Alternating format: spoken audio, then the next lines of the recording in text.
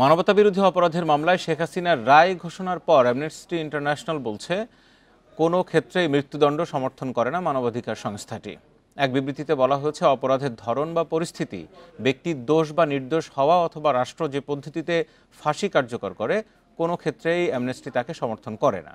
তবে শেখ হাসিনার বিচার ও সাজা ন্যায়সঙ্গত নয় বলেও মন্তব্য করেছে যুক্তরাজ্য ভিত্তিক এই সংস্থাটি। আন্তর্জাতিক অপরাধ ট্রাইব্যুনালে এই মামলার রায় ঘোষণার পর সোমবার সংস্থার ওয়েবসাইটে এই প্রতিক্রিয়া জানানো হয়। মহাসচিব অ্যাগনেস ক্যালামার্ট বলেন, 2024 সালের জুলাই আগস্টে ছাত্রদের বিক্ষোভের সময় সংঘটিত গুরুতর লঙ্ঘন ও মানবতাবিরোধী অপরাধের অভিযোগের জন্য দায়ীদের অবশ্যই তদন্ত ও ন্যায্যতার মাধ্যমে বিচার করা উচিত।